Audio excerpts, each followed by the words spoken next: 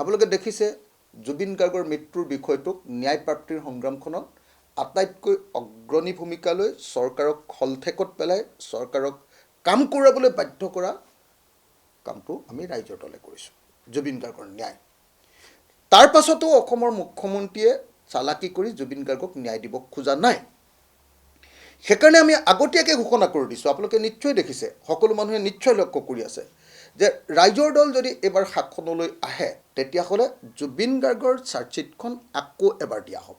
Second part, third part আকৌ এবাৰ investigation কৰোৱা হ'ব আৰু দ্বিতীয় আৰু তৃতীয় চাৰ্জশ্বিট দি হত্যাকাৰী বা মৃত্যুৰ কাৰণে জগৰীয়া মানুহবিলাকৰ কাৰাদণ্ড বা তেওঁলোকৰ শাস্তি আমি নিশ্চিত কৰি পেলাম। আমি যেতিয়াই শাসনলৈ আহিম তেতিয়া আমি অসমৰ আইনজীৱীৰ লগতে সৰ্বভাৰতীয় পৰ্যায়ৰ আৰু ইণ্টাৰনেশ্যনেল ষ্টেণ্ডাৰ্ডৰ আইনজীৱীক আনি আমি জুবিন গাৰ্গৰ কেছটোৰ ডে টু ডে প্ৰত্যেক দিনাই হিয়াৰিং কৰি শুনানি কৰি আমি জুবিন গাৰ্গক 6 মাহ বা এবছৰৰ ভিতৰত ন্যায় দি দিম। কিন্তু আজিৰ দিনটোত যিটো হৈছে, যিখন চাৰ্জশ্বিট হিমন্ত বিশ্ব শৰ্মাই দিলে, এই চাৰ্জশ্বিটখনত কোনো পধ্যে জুবিন গাৰ্গে ন্যায় নাপায়।